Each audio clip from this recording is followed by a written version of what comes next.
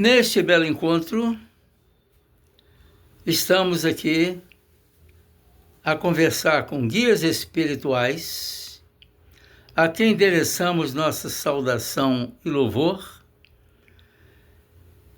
aos dirigentes espirituais como um todo, que compõem o quadro de ação espiritual online e a participação também as pessoas que deverão aqui participar. Passamos então a palavra para a dona Norma, mas antes vamos à prece inicial.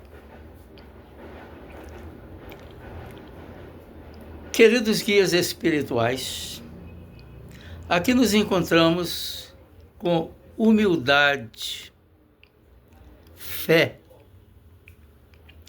vontade de ajudar, de aprender, de cooperar com a espiritualidade. De aprender mais e melhor, para que igualmente possamos ajudar mais e melhor a expansão do Evangelho e o preparo espiritual que cada um de nós precisa assumir, aprender e fazer. Obrigado. Vamos ao trabalho.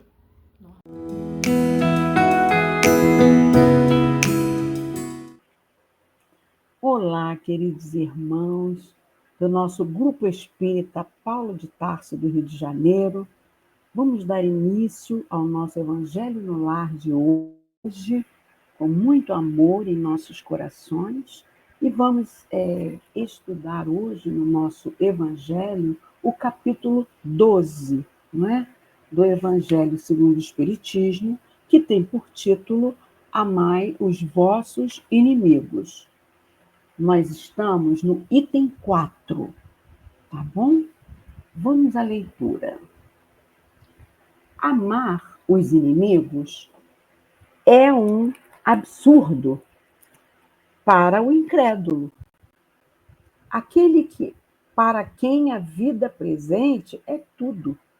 Ele não vê no inimigo senão um ser nocivo, perturbando sua tranquilidade, e do qual crê que só a morte pode livrá-lo.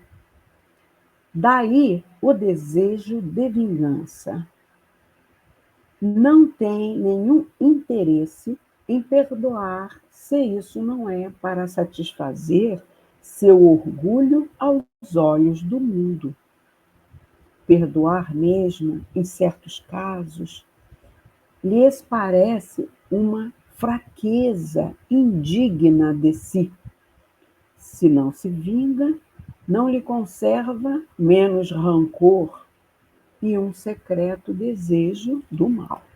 Então, meus irmãos, o Espiritismo, ele nos esclarece que amar aos inimigos significa retribuir o mal com o bem.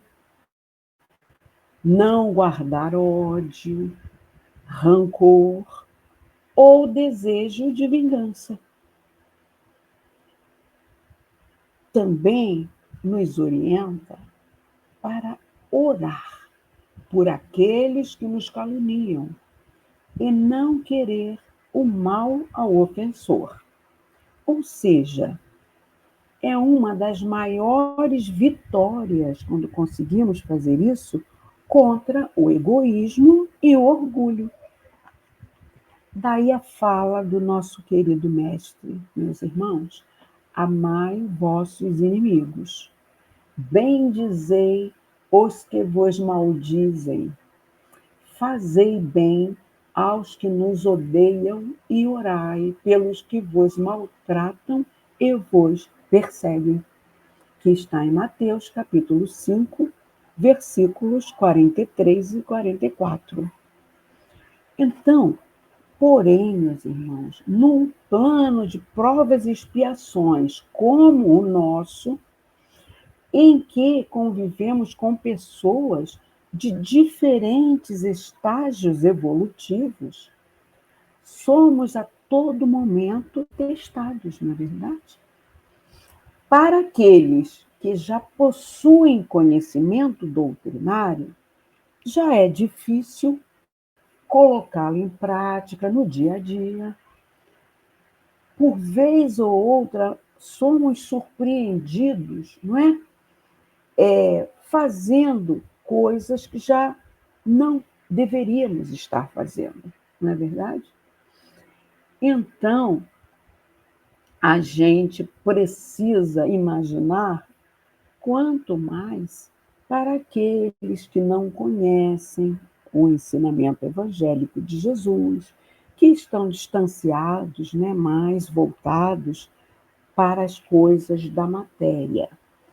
Então, nós devemos sempre, diante de qualquer ofensa de algum inimigo, nos questionar assim: olha, como Jesus reagiria se estivesse no meu lugar? E a outra recomendação sábia do nosso mestre, né? Orai e vigiai. Perdoai não 7 vezes, mas 70 vezes, 7 vezes. Isso nos impulsiona a desenvolver a nossa paciência para que possamos ir progredindo lenta e gradualmente, não é?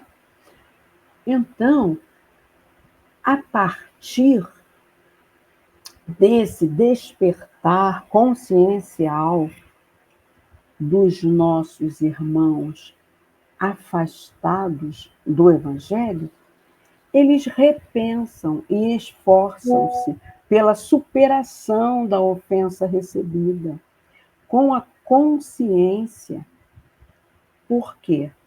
Das consequências do não perdão, a gente vai passar a tribulações, não é verdade?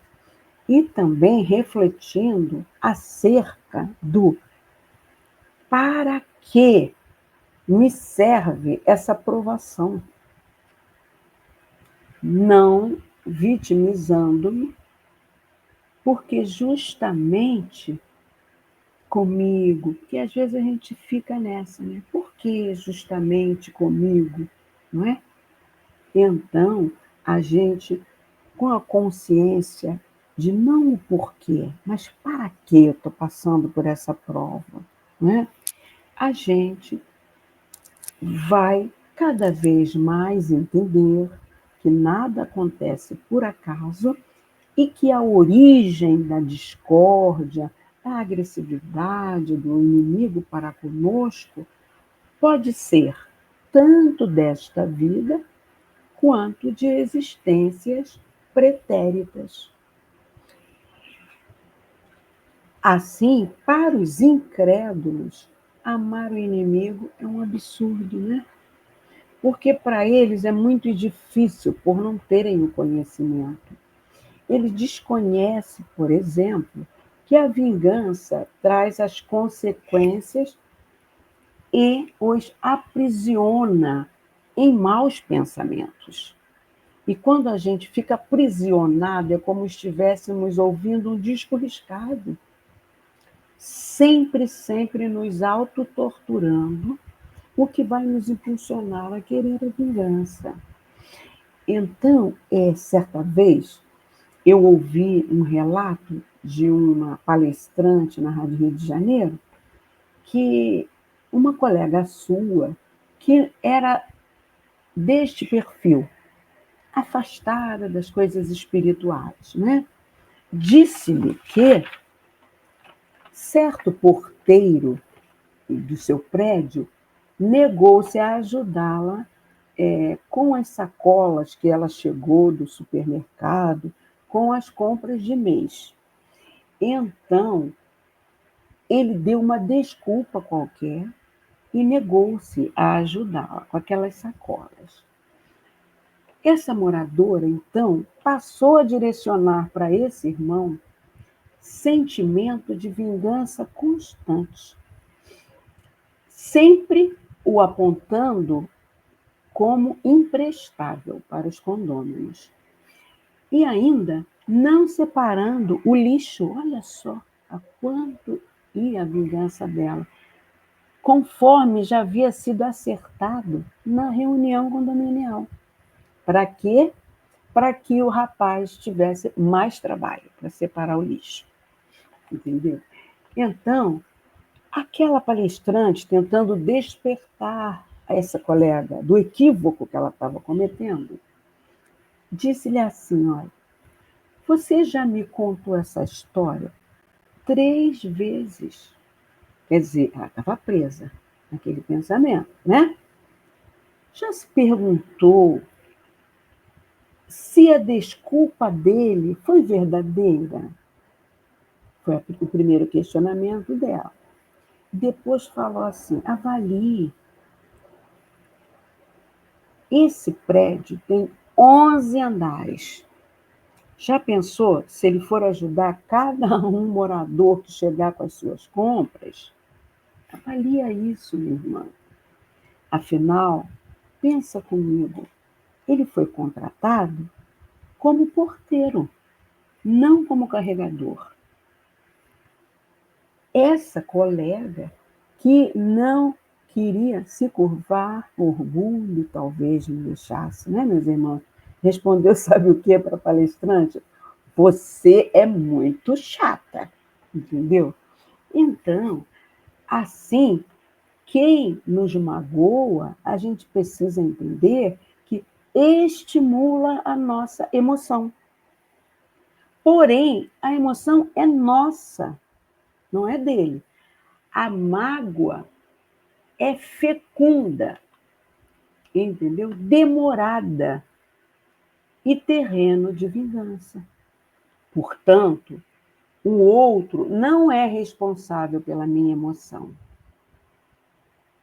A forma de como reagir é que é de minha responsabilidade. Então, a gente tem que primeiro olhar para nós, né?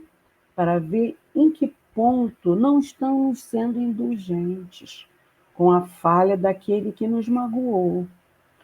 Um outro exemplo, não é? É quando uma pessoa nos diz uma frase que nos magoa.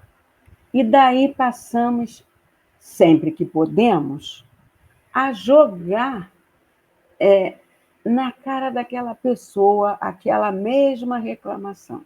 Você me fez isso, você me fez aquilo. Então, a vingança é sempre maior, porque a pessoa falou a frase uma única vez. E não tem aqueles que ainda falam, se Deus é justo, vai pagar em dobro, vai pagar em triplo. Se for um filho que fez, um dia você vai ser pai. Se for uma filha, um dia você vai ser mãe. Entendeu?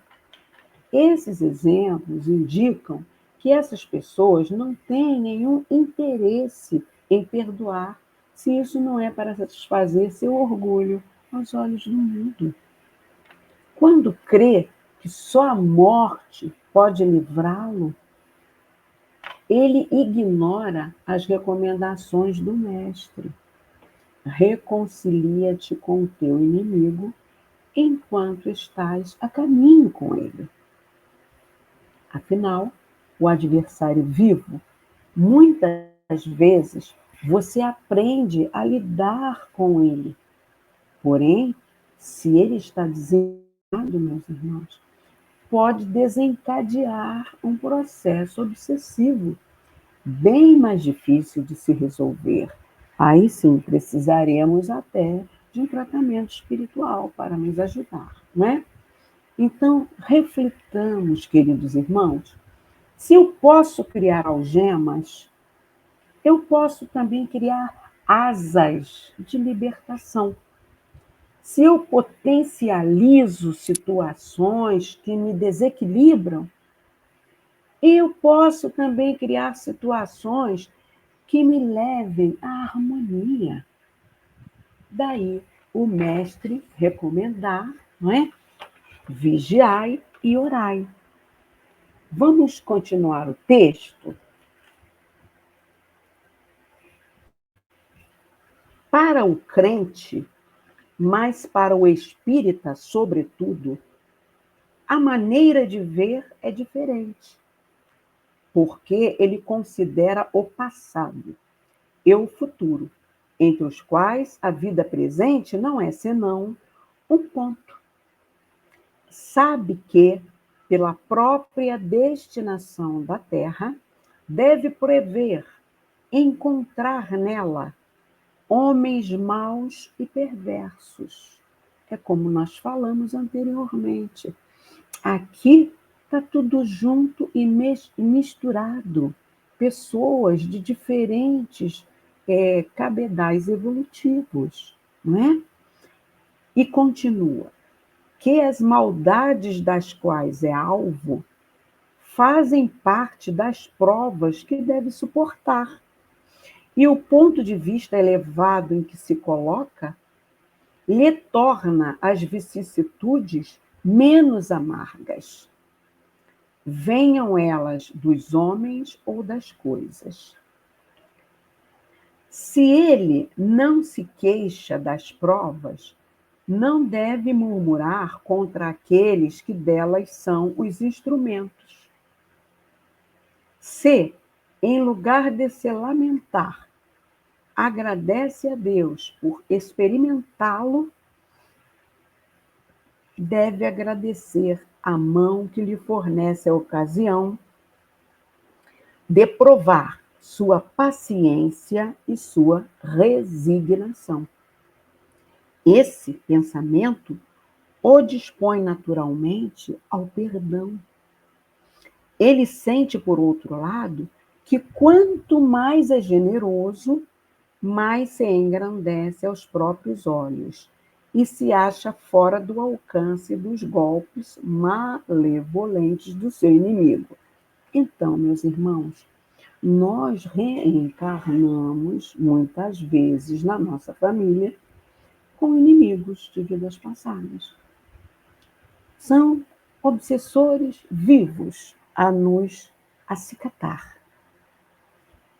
Mas, como o nosso Pai não nos dá o fardo que nós não possamos carregar, se nós não encontrarmos nesta existência motivo que justifique tanto acicatamento, com o conhecimento espírita, a gente já deduz que deva ser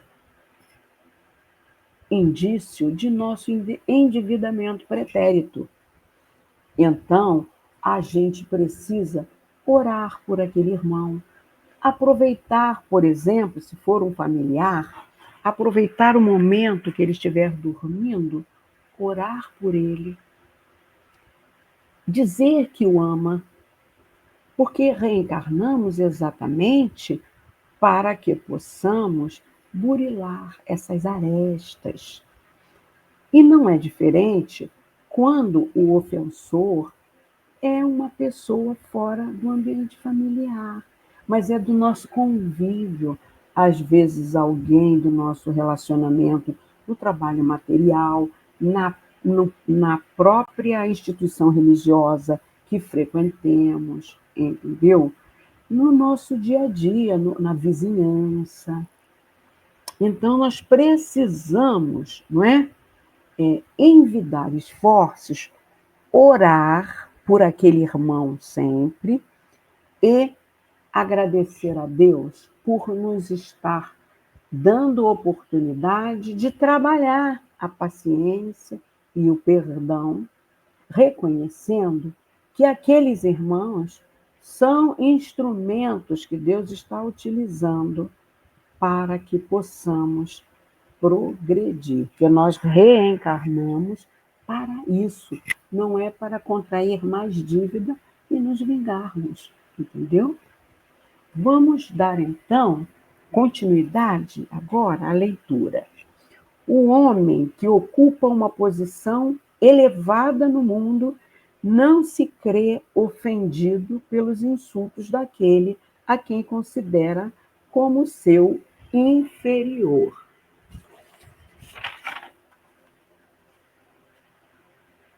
Assim ocorre com aquele que se eleva no mundo moral acima da humanidade material.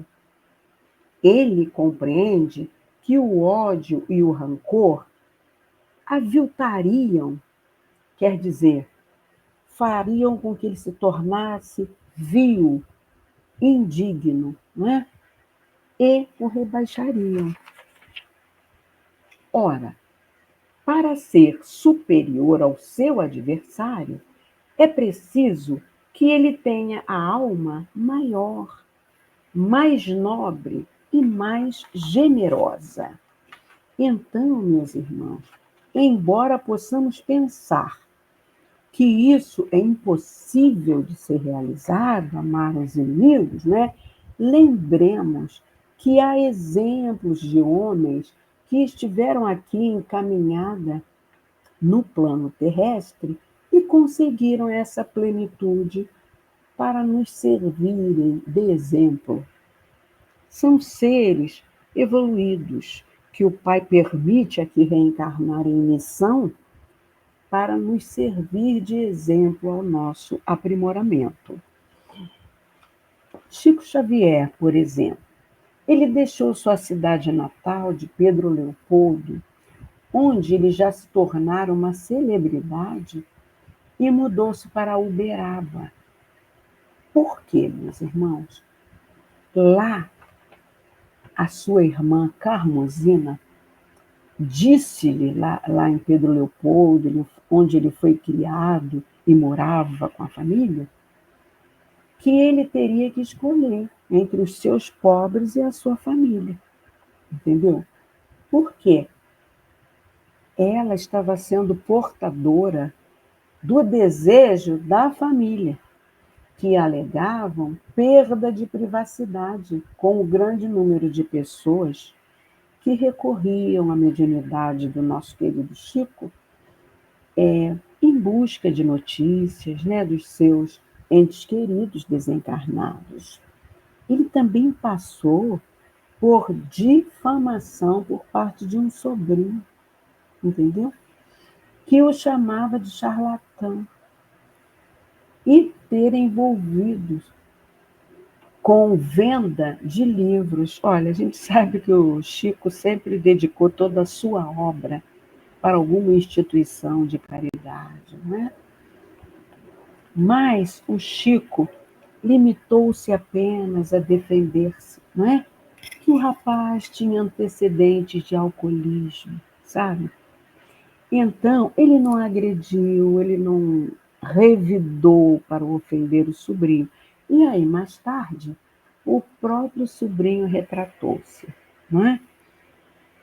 Então, o Chico, lá em Uberaba, abriu a Casa da Prece, que abriu e passou a ser frequentada por milhares de pessoas, meus irmãos, em busca de consolo, de curas e daquelas mensagens abençoadas que ele trazia como intermediário, né, pela psicografia. Nosso irmão Gandhi também perdoou o assassino dele. Foi outro espírito evoluído que passou por aqui para nos dar exemplo, não é? Que conseguiu a libertação da Índia, da Inglaterra, não guerreando, mas apenas orientando a população da Índia para não consumir os produtos ingleses. E o interesse da Inglaterra era vender o que ela produzia, entendeu? Então, busca caminhos sem ofensa, sem agressão, apacenta e consegue construir a paz, né? E o nosso maior exemplo, né, foi nosso querido mestre, o espírito mais elevado que por aqui passou e que, mesmo depois de ter sido lapidado, crucificado, ele, antes de expirar, ainda pediu ao Pai para perdoar, porque eles não sabem o que fazem, Pai. Então, Jesus, meus irmãos, em nome de Deus, espera de nós essa autotransformação a partir do exercício do seu evangelho de amor. Que oremos para conseguirmos ser superiores aos nossos adversários, Assim, desenvolveremos condições para que tenhamos a alma maior, mais nobre e mais generosa. Agora, nós vamos fazer uma leitura do livro Vivendo o Evangelho, uma psicografia de Antônio Baduy Filho, pelo espírito de André Luiz. A lição é a 142 e ela tem por título Inimigos de Ontem. É do volume 1, tá? Bom, diz André Luiz, não é fácil dedicar afeição a inimigo declarado, que te ameaça a paz e os momentos de alegria. Não é fácil. Mas vamos lembrar o que Jesus nos falou? Na vida tereis aflições, mas tende bom ânimo. Só assim a gente vence, né? Exercendo a paciência, a humildade, reprimindo o nosso orgulho, reprimindo o nosso egoísmo, para conseguirmos. Aí André continua. Contudo, ainda que não percebas, já começaste a amar os inimigos camuflados que te partilham a convivência diária. Aí ele vai enumerá-los. O irmão que te agride a conduta íntegra e os ideais nobres. Então, quando é da nossa família, não é? A gente faz tudo para superar, para manter aquela harmonia no lar. Muitas vezes nós somos criticados porque estamos nos dedicando à religião. Mas, de novo, você vai para a casa espírita, ou para a tua instituição religiosa que você tiver. Então, aqueles que estão mais afeiçoados ainda na matéria, nos criticam muito, porque ainda não compreenderam, né, que o espírito é que é imortal. Aí, o pai tirano que escraviza a tua vontade, impedindo-lhe a realização íntima. Então é preciso, né, meus irmãos, muito esforço. Quantas vezes, não é, os nossos responsáveis inibem até a profissão que a gente queria, porque quer que a gente, por exemplo, herde o consultório médico que ele montou ou o escritório de advocacia. E, às vezes, reprime aquele que quer ser um professor, aquele que deveria ser o profissional mais exaltado, porque todos os profissionais têm que passar pelo professor até chegar à especialização, né? A mãe transtornada que te pressiona com chantagens emocionais, é muito comum isso, né?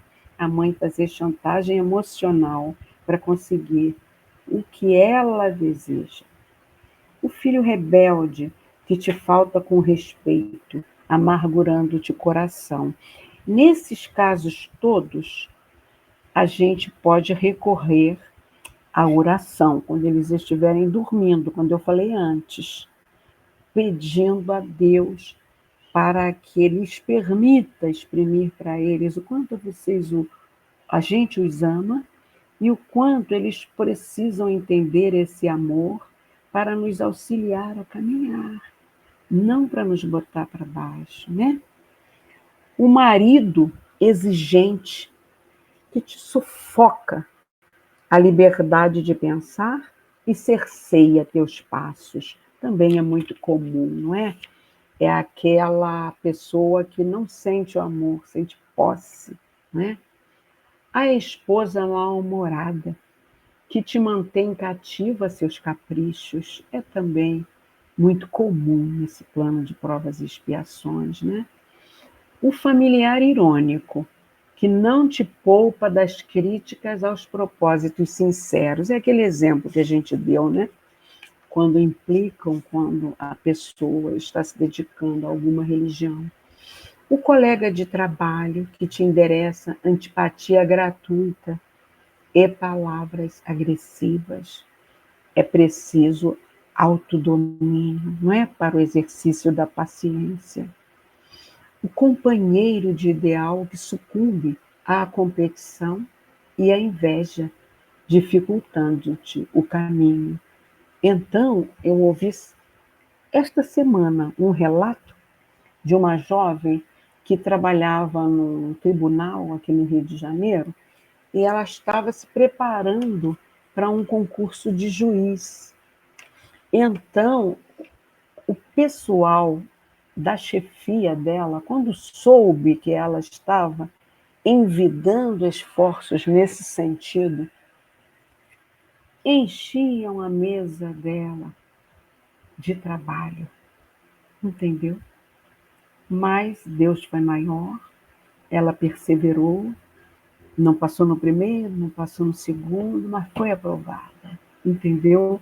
Então, é essa paciência, essa perseverança que André Luiz está nos sugerindo.